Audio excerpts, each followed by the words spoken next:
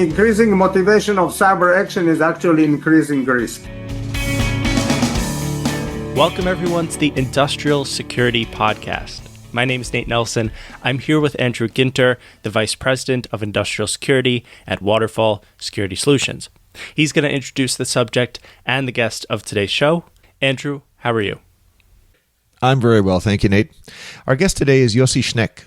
Yossi leads the Cyber Entrepreneurship Business Unit at Israel Electric Corporation. And, before he did that, he was, for decades, the Senior Vice President for Information Systems, Communication Systems, and the Chief Cyber Officer at Israel Electric. And his topic today is, perhaps not surprisingly, going to be cybersecurity in the electric sector. Okay, then here's you and Yossi. Hello, Yossi, and thank you for joining us. Before we get started, can you say a few words about your background and about your role at Israel Electric? Yeah, hello, Andrew, and thank you for having me. So my resume is very boring resume because I'm working for 46 years for Israel Electric Corporation, so it's my only and single company I never ever worked. After I finished my studies, I studied computer science and later on business management, and I have a lot of position in during those long years in IEC, but all of them were around computer science and computer systems, starting in the R&D division of Israel Electric, dealing with supercomputing and parallel computing. Later on, with a lot of electronics, I was head of the electronic unit of Israel Electric. And then I actually became the CIO of the company. And in all those years, I always embedded what was called previously data security, and later on cyber. I specialize on it. I dealt with it in the company and in many additional national projects in Israel. And it actually leads to my today's job. We founded about 2 years ago a cyber entrepreneurship unit that is basically developing different products and services, gathering our long and vast experience in very harsh cyber environment, geopolitical environment, all our experience, and changing it into services and products that we make available to all our colleagues and friends all over the world. Before we get into the cybersecurity part of the electric sector, can you just talk about the electric sector in Israel? Can you give me an outline of all the pieces and how they fit together? Yeah, so the electric sector in Israel, in differentiating from other OECD or not only OECD modern country, is different because of several characteristics. First of all, it is an electrical island, so we are not interconnected to any neighbor or any other supporting entity that can help us in case of problems in electricity. On the other hand, we are also not able to sell somebody our energy. We are vertically integrated utility, so we actually are doing everything regarding the supply chain of electricity, meaning generation, transmission, distribution, and supply. And in most of those sectors, we are a monopoly today.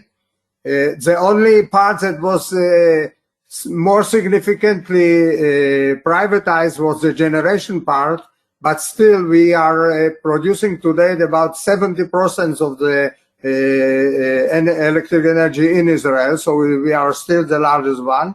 The transmission and distribution are going to be, even in the future, natural monopoly, so we will stay monopoly. And on the supply, we still hold more than 90% of the market today. We are not allowed to compete until we will reach 60%, and after we reach 60% of the market, we will be allowed to compete again in the supply chain market. I would say it's not so developed market as you are used in the States or in Europe, but on the other hand, it's a market, and the electricity sector is very, very critical because of those characteristics. No neighboring backup, and very, very tough and harsh geopolitical environment. The rules and regulations that Yossi just mentioned there with regards to Israel's electric sector, they seem a bit labyrinthine to me. Is this normal for countries, and is this the normal way of doing things? Kind of. I mean, I'm more familiar with the North American sector, so let me maybe compare to North America. The four components Yossi talked about are, in a sense, universal. Every power sector anywhere has to generate power, has to transmit power from the generators to the consumers. There's usually some distance because you don't want to put huge power plants in the middle of cities. So there's a transmission grid, needs to distribute power within the cities, and needs to control the entire grid. There's a control function. In North America, mostly in most jurisdictions, the generation has been privatized long ago. It's a competitive market for power generation, just like Israel. Israel was privatized more recently, Yossi said, and Israel Electric still generates most of the power, but private power generators are coming online. In North America, the market is big enough that often you'll have competing transmission grids. So, I live in Alberta, in Canada, and we're a comparatively small province. We've got, I think, 4 million people, but we have 2 transmission grids, whereas Israel has just the one. And down east, you've got lots of competing transmission grids. Distribution, pretty much worldwide, is what Yossi said is a natural monopoly. It makes no sense to run 2 power lines into every home in every city or every apartment building in every city. And so you run just the one line. It's a monopoly. It's a regulated industry. Maybe where the difference is biggest is the control centers. Israel is an island electrically. They have sort of one control system managing balancing power generation against power consumption countrywide. In North America, we have several interconnects, which are very large islands that are lots of generators and transmission grids interconnected, so they can back each other up in an emergency. And the control center system is quite a bit more complicated. There are sort of very high-level control. There's hierarchies of control centers because it's such a large geography. It's such a large system. The one exception is maybe Texas, and we saw that very recently with the outages there. Texas is not interconnected to anybody else, just like Israel. They are, an island unto themselves. They are control centers unto themselves. They do have a competitive generation market, just like Israel and the rest of North America, but they have some of the maybe some of the simplifications that you see in smaller islanded power sectors as well. So that's sort of probably more detail than you wanted. No, I mean, where Texas might be an example of the consequences of a natural disaster on a single control system, an isolated one. I'm wondering, because you mentioned that Israel is a kind of island, that it uses this sort of unified control system, how that affects cybersecurity. Does it make the whole country more vulnerable than if their system were more diversified like a larger country would have? That's a good question. In my estimation, though, I think it's the other way around. Because Israel is comparatively physically small, and there is a monopoly provider, Israel Electric Corporation, sort of controlling most of the power grid. The only things that are sort of independent are some of the generators now. But all of the rest of the grid is sort of under one regime, one decision-making process. I will suggest that actually makes the whole system easier to secure because you can implement policies, and it's you and your employees that are doing this, and they can just make security happen. Whereas in North America, there's so many organizations involved. And if you want any kind of consistent security posture, now you have to implement rules and regulations that all of the organizations have to follow, and they all interpret them a little bit differently. I will suggest that cybersecurity is quite a bit more complicated in North America than it is in Israel. And in a sense, this is a good thing, because the threat environment in Israel really is, in a sense, extreme.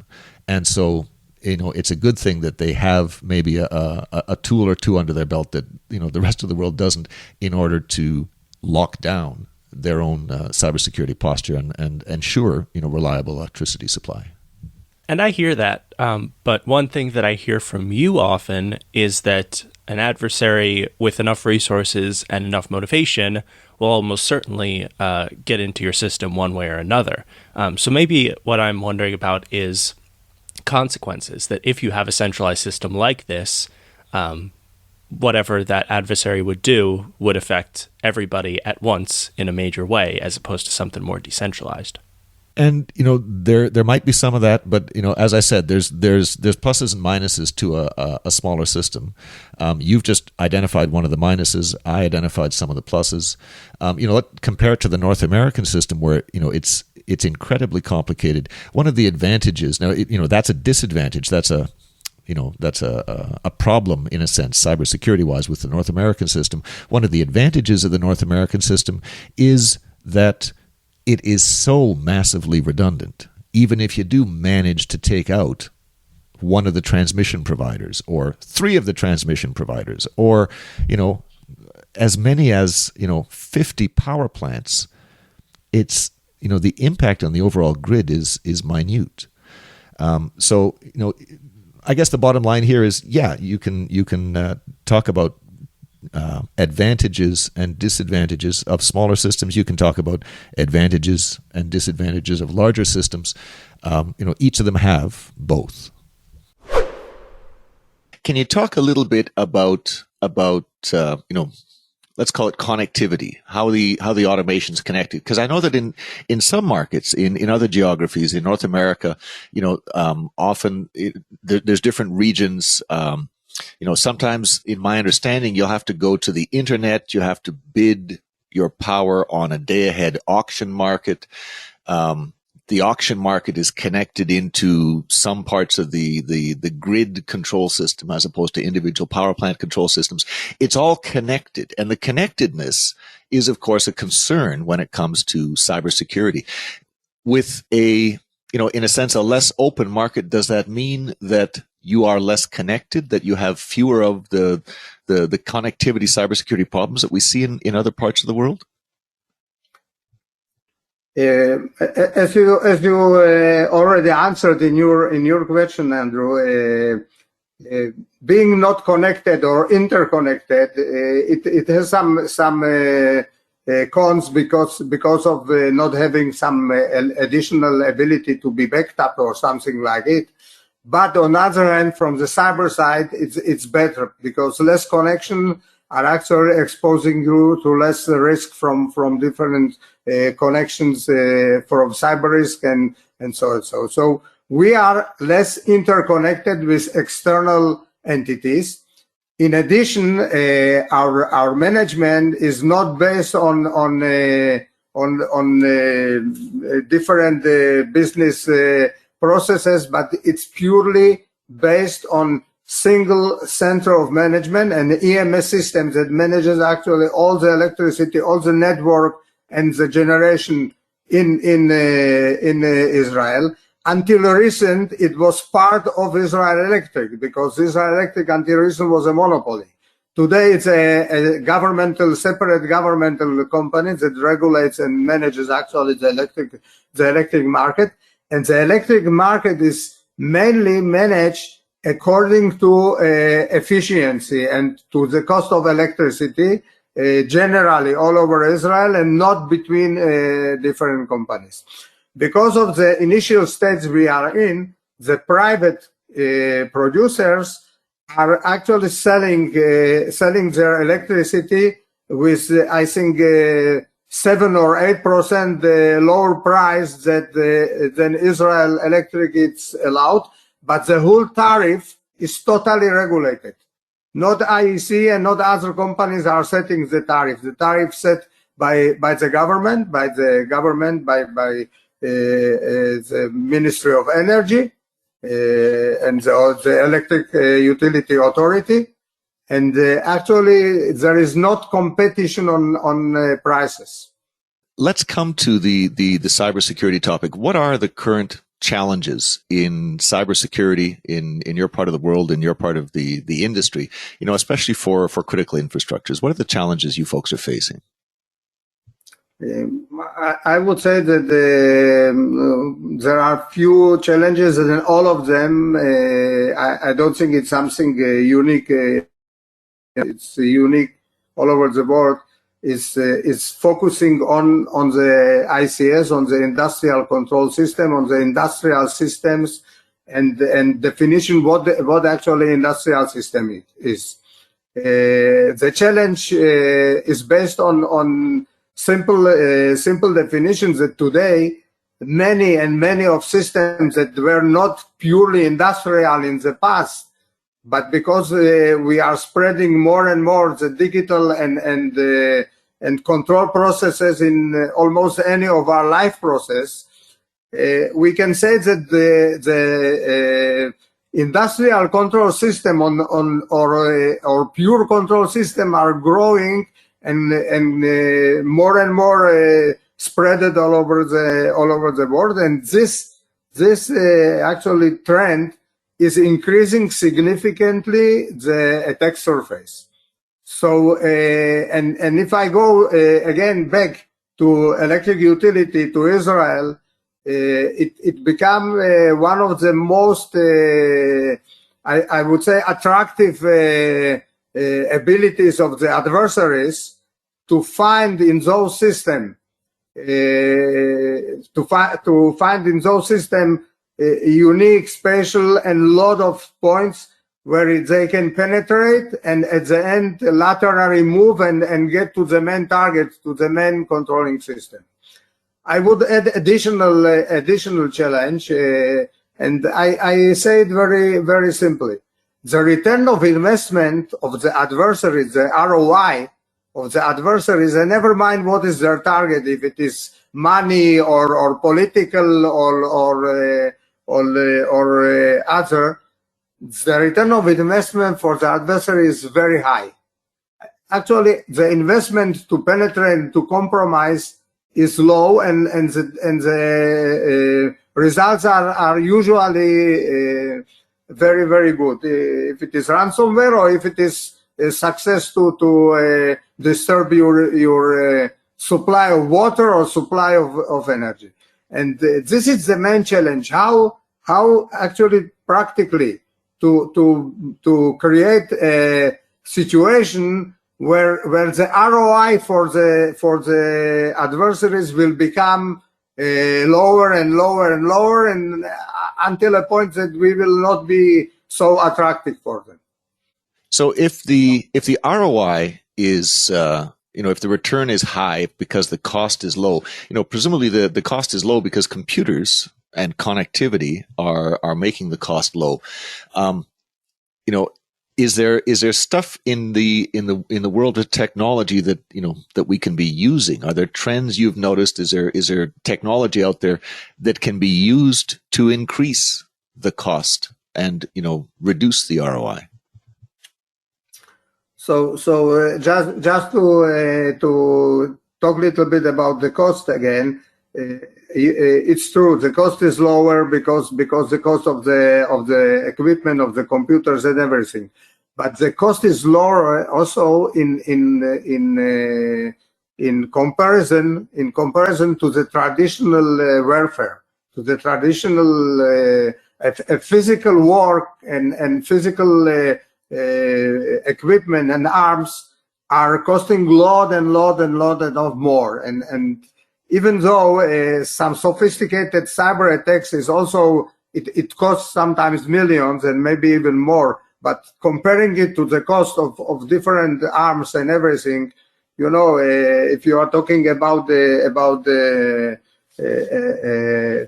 fighter, air fighter, you are talking about tens of millions of dollars for every piece. So it's not comparable. So this is additional reason why I'm saying that it is actually cheap, or the return on investment is very, very good. Now about the innovations and different things. So I would divide them into two different groups. The first one is purely technical, and I am saying, and we talked about it in our previous sessions. For example, technically, if you take equipment or systems like are produced by Waterfall, it's create kind of innovation of blocking the only way to attack system, and actually the only way is using the data streams to your critical or ICS system. So this is the example of technical innovation that you brought to the world, and there are several additional like this that are helping us. Very sophisticated techniques on end device protection and so that are penetrating today the defense world and are very usable. So this is the first group. The second group is based on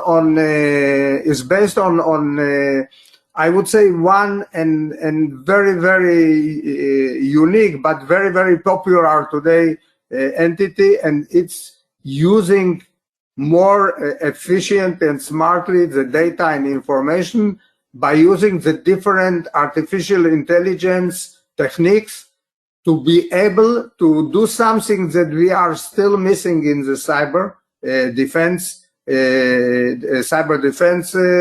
It is predicting.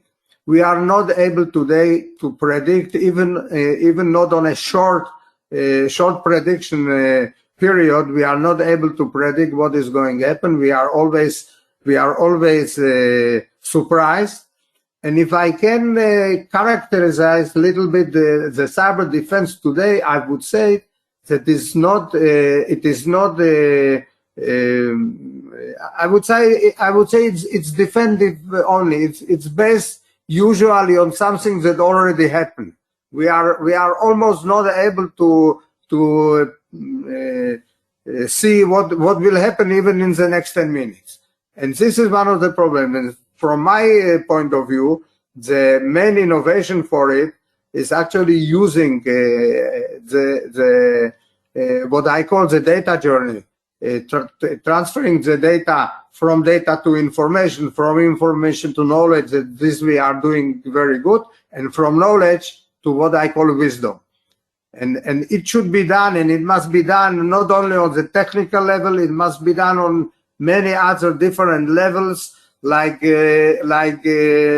enhance our decision making with smart support, enhance our ability to incorporate a lot of additional information into our risk analysis, into our cyber defense planning, into our cyber defense activity, and at the end of the day, into our cyber ability to recover. This is, and in those, and I can see in the last year, and it's increasing more and more, that those techniques of intelligence, of artificial intelligence, machine learning, sophisticated machine learning, is increasing, and I think this is the main direction that we will see in the near future. So Yossi's strikes me as a pretty holistic view to cybersecurity. Perhaps I would imagine owing to his sort of dual position in business and security, the nature of his job. I think so, and what he's doing right now is leading a business unit that is making Israel Electric Corporation's cyber experience available to other power companies all over the world. And so he's got a holistic view. I suggest for two reasons. One is that this is what Israel Electric does. They've been targets for such a long time that they do a little of everything. They do everything that's practical. They do as much of it as makes sense in their very difficult threat environment. And that's given them a perspective of balancing how much of what to do versus this other stuff to do, and for the second reason, Israel Electric is making their experience available to other power companies, and so he is now recommending this holistic sort of integrated perspective to other companies to make them secure in their own environments. Can you give us a concrete example of data becoming information, becoming knowledge? Can you give us a concrete example of that in this space? Yeah, I will give you some examples that we have actually embedded it already into our systems, into our products and services, and we call it a butterfly effect. It's called butterfly effect because what we are doing there, we are actually checking or gathering information that seems not relevant in the standard techniques used today to different analysis, and we are looking for what we call weak signals. So this analysis is done by again using artificial intelligence techniques to understand if some data or piece of information that we have found in some corner of the world can or is able to develop at the end of the day to real cyber risk. Okay. And I will give an example. I will not mention the name of the company, but I will mention the case to describe what I mean by weak signals or as we call it butterfly effect. A company, I can only say that it was in Europe, was heavily attacked by an adversary. The attack was not the purpose of the attack was not money, even though they asked for some small amount of money. So we understand that it's not money. The actual target of the adversaries was to influence a very important business process. Including involving or influencing the level of market price of the product that this industry, the attacked industry, is developing. So this is the case. They succeeded. The adversary succeeded. They caused a lot of damage to the organization.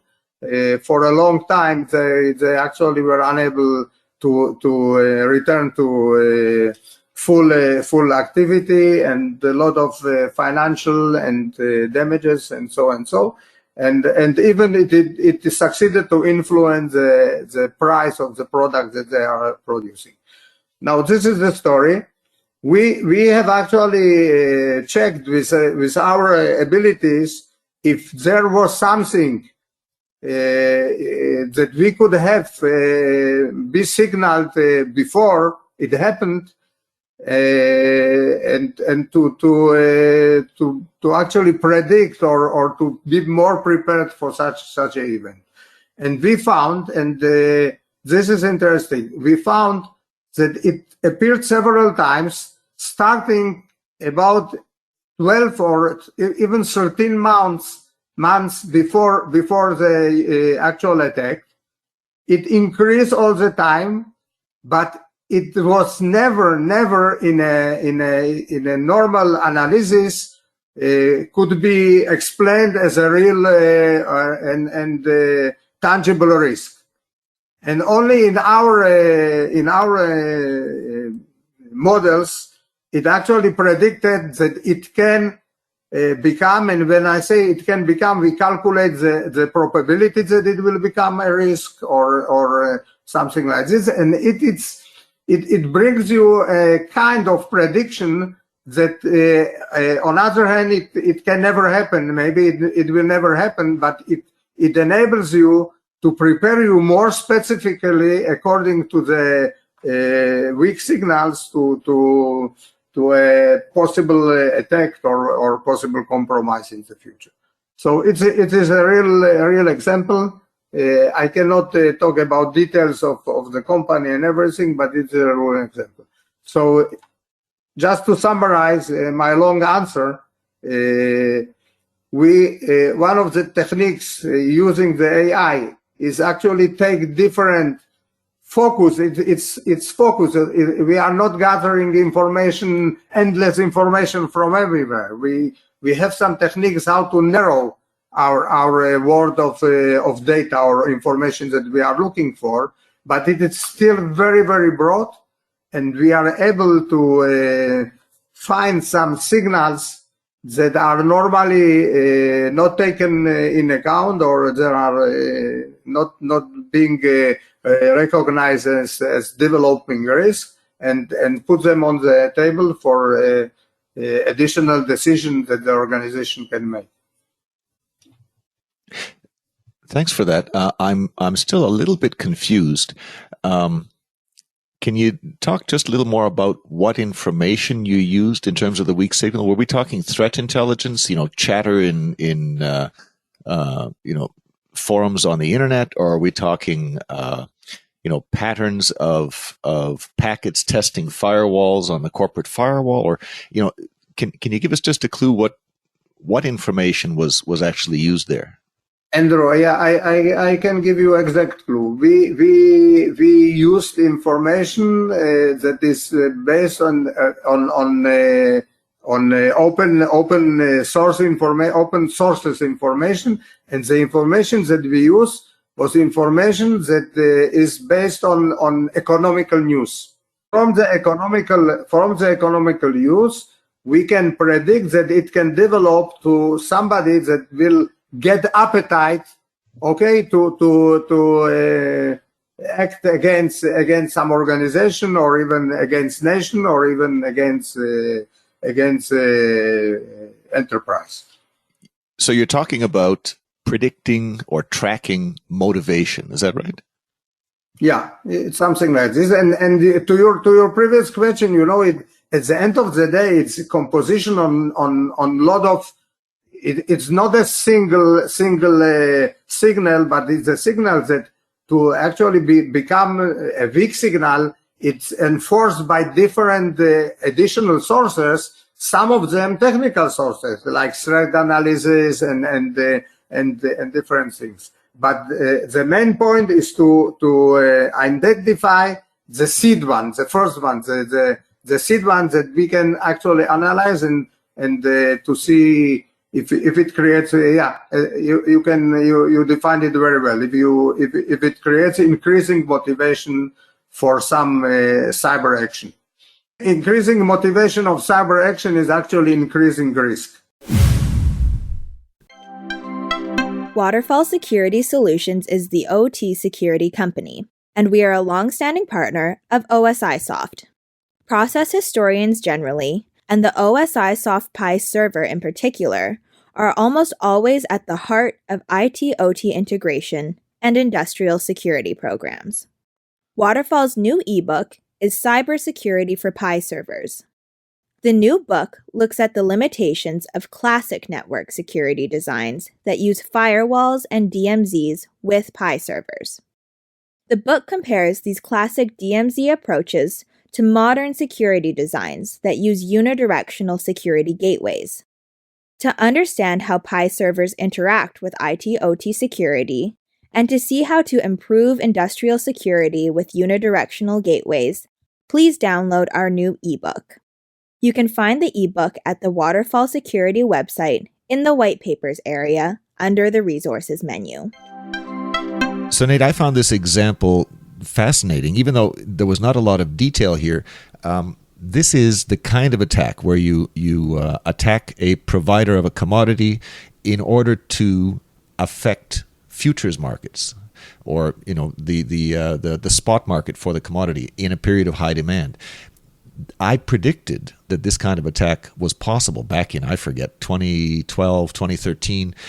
I documented the possibility in a white paper in 2017. It's documented as a possibility in chapter 12 of my black book. But I've never actually heard a public report of such an event.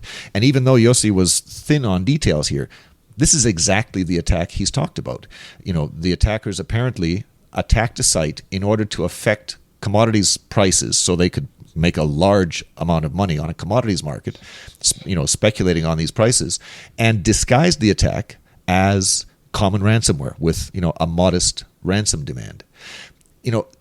What does this mean? Well, again, back almost 10 years ago, in the years following Stuxnet, I was looking around and, Stuxnet embodied a whole bunch of attacks that had only been theoretical before that. And one by one, in the months that followed Stuxnet, we heard about other exotic attacks. The NSA was accused of embedding malware in the firmware of hard drives that were shipped to, adversaries. One by one, these theoretical things that people had talked about in sort of the first decade of the 21st century became real. And I concluded, we should really be paying attention to the predictions that cyber gurus are making of, you got to keep an eye on this because sooner or later it's going to happen.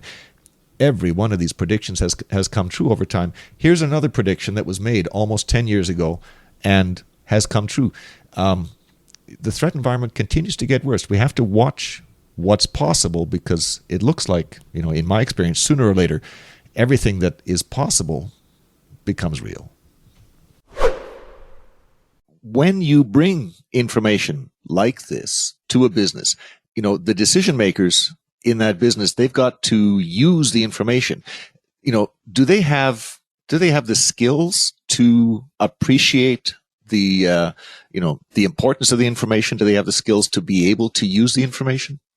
I think, and maybe there are some cases that I'm not right, but the people that are achieving high-level management positions in enterprises, they have the ability and the wisdom to get good decisions and everything. Where is the problem? And because of it, we talk about the decision dilemma. The problem is, doesn't they have the right information and data and basis to get proper decision?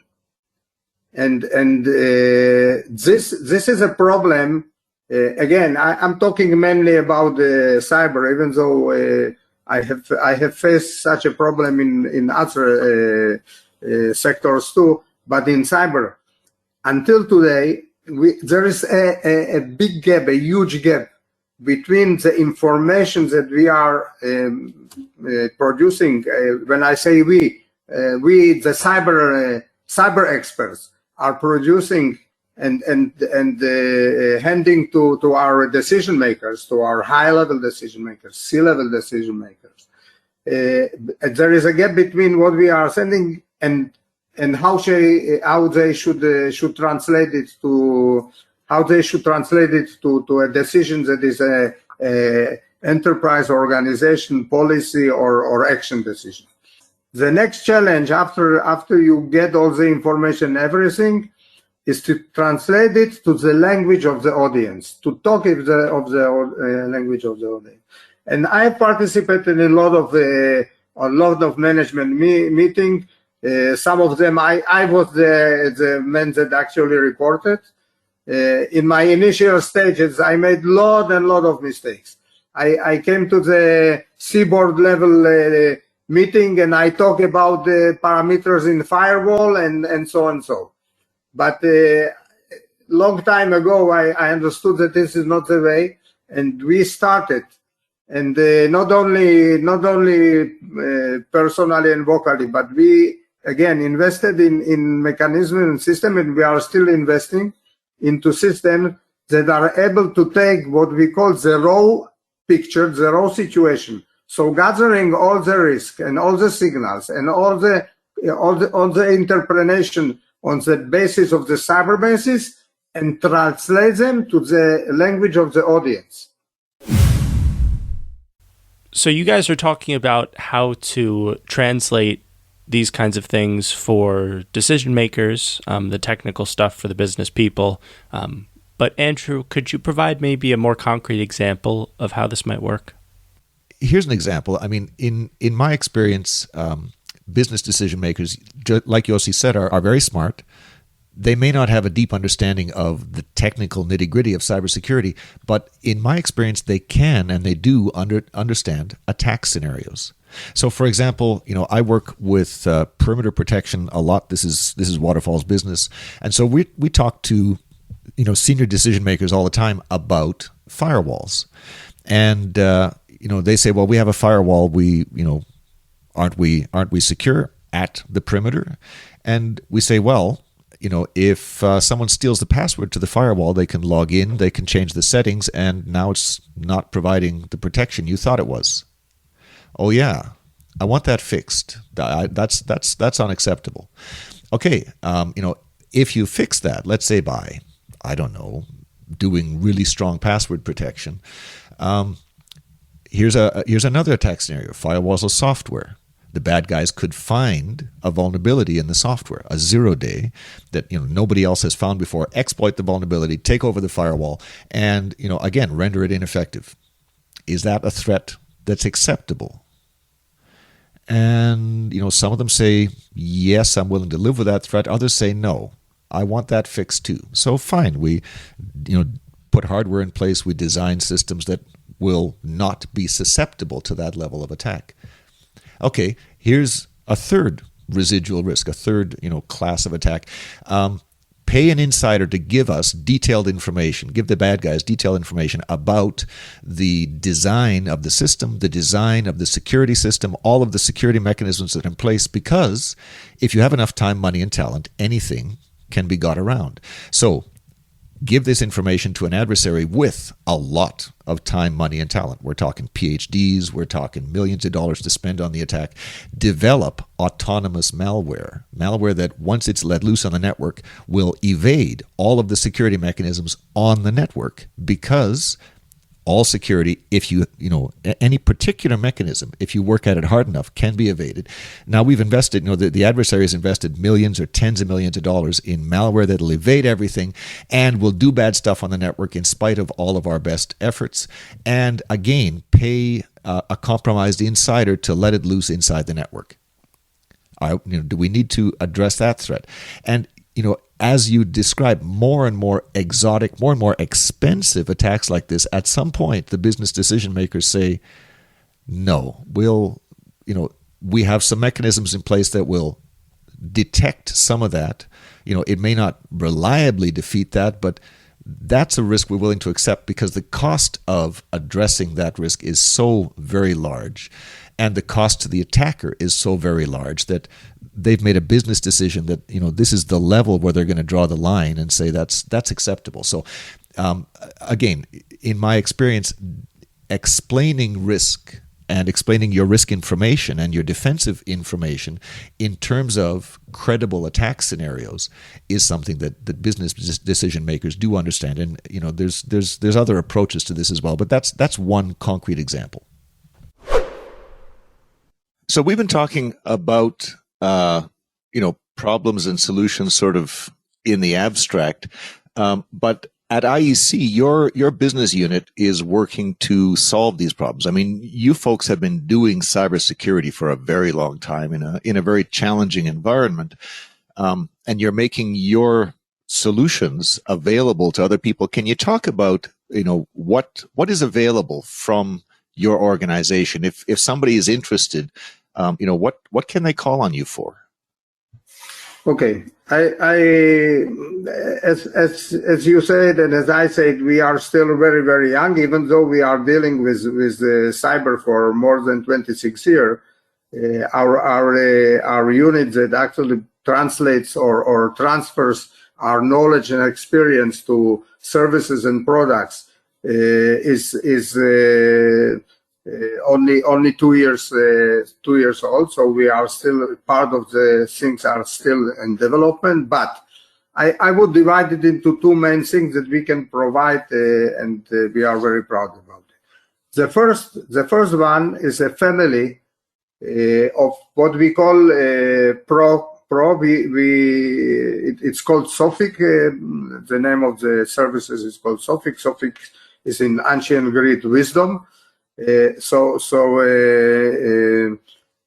first one is Sophic Pro, professional services. It's kind of 4 different domains of. One is consulting services.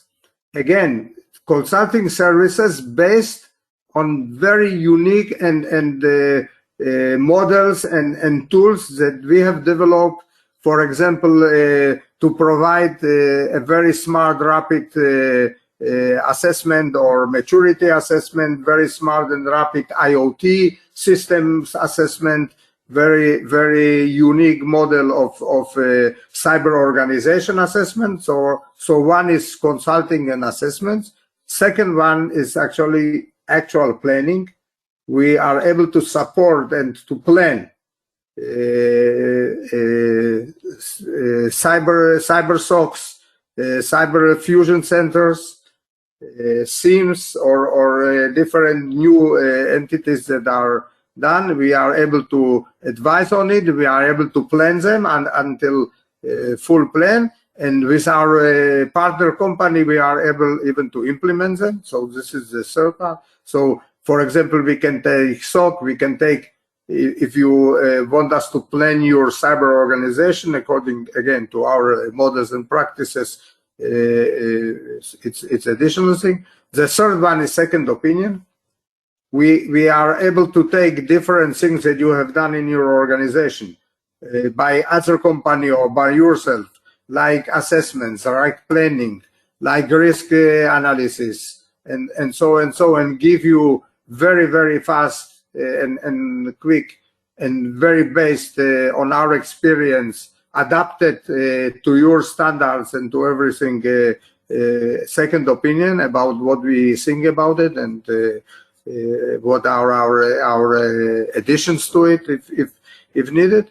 And the fourth ones are workshop. We have 3 professional workshops.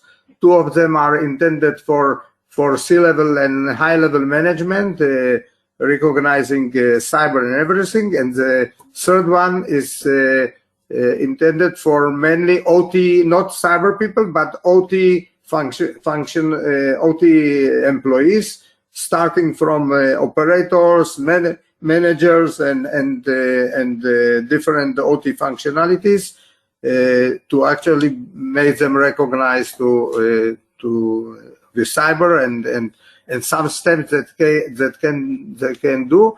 It very helps also about the previous question to keep them and to understand them different decisions that sometimes the management is making.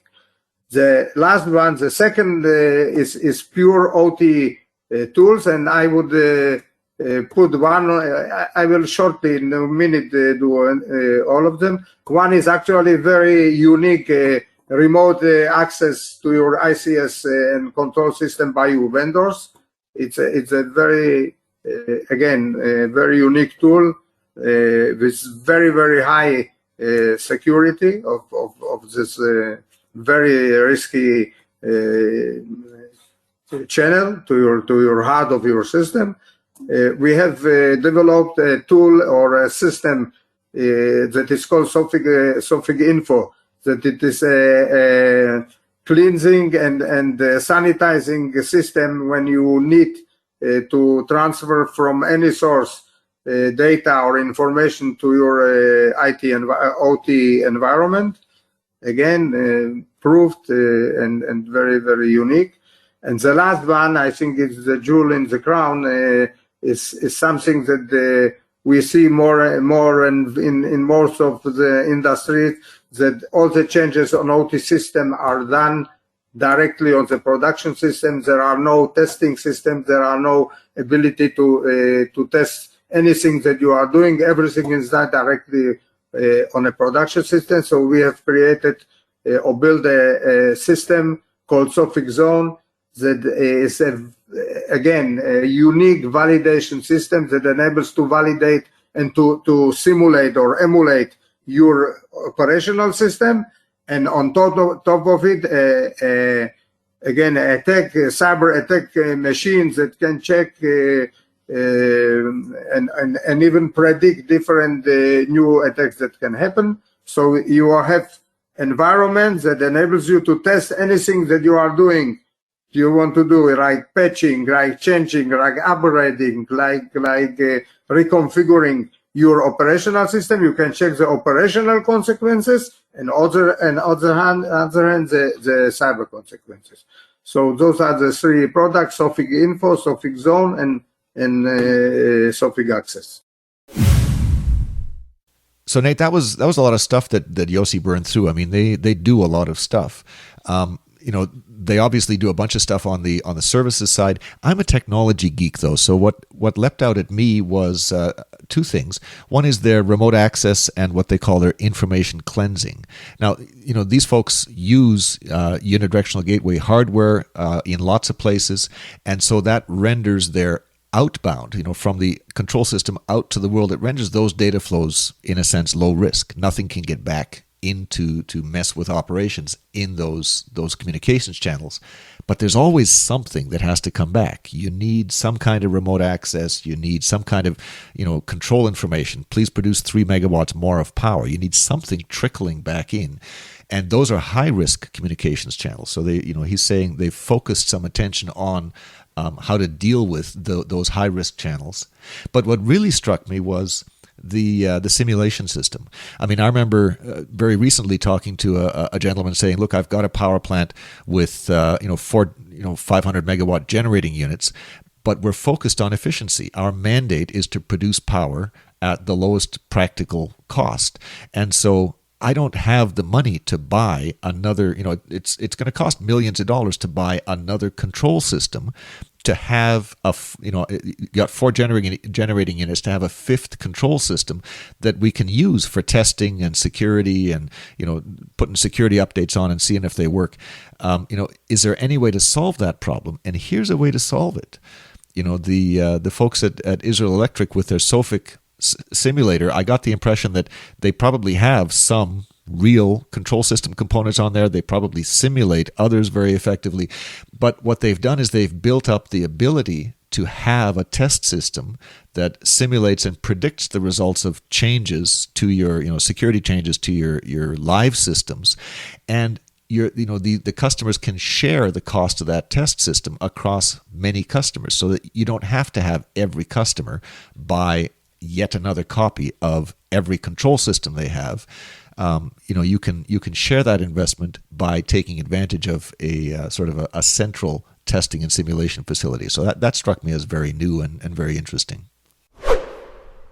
Before we let you go, can you sum up for our listeners? Is there a thought you'd like to leave with our listeners? I will summarize it.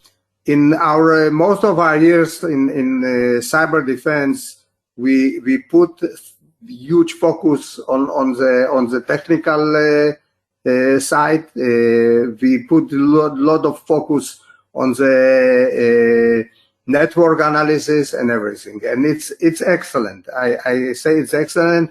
This is actually the heart or the basis of the cyber defense, but it doesn't actually promise you that you only doing it you will win the war or even win the battle. If we take an example, we can see that the number of compromises, number of attacks, and the surface is growing all the time, even though our tools are being more and more implemented and sophisticated. So the missing link is to make an integration between the excellent technical layer with additional layer that we call the managerial layer. The managerial layer that includes all the abilities of improving your decision making, improving your ability to act in very difficult and dynamic changing environment, ability to predict, ability to be prepared, more prepared, and ability, as I opened our discussion, an ability to increase the cost and the price of adversaries' activities, to increase their price and to make it less and less attractive for them.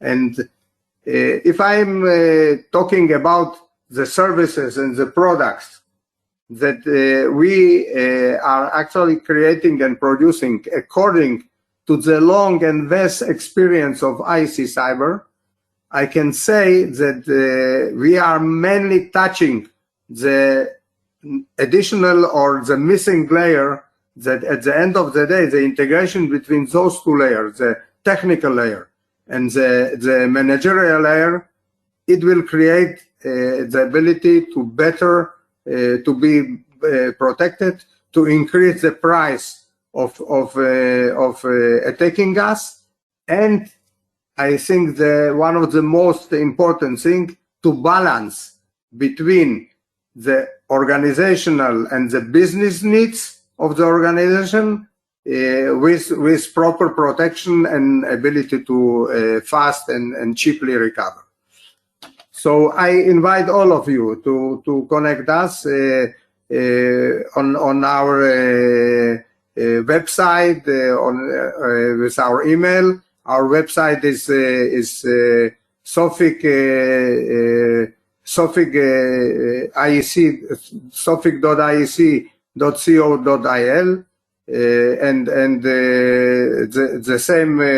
You can also go to IEC Cyber, strudel IEC COIL or .IEC COIL. All of them are getting to our site, and you are invited to connect us directly. We will be more than glad to present you more deeply about our services and products. Thank you very much. Andrew, take us out.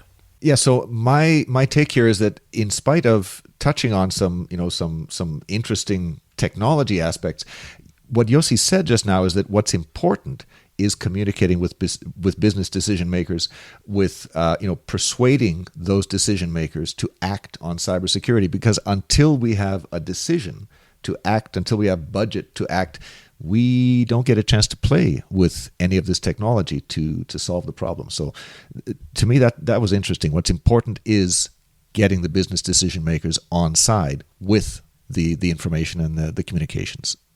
With that, thanks to Yosi Shneck for interviewing with us, and thank you, Andrew, for speaking with me. Always a pleasure. Thank you, Nate. This has been the Industrial Security Podcast from Waterfall. Thanks to everyone out there listening.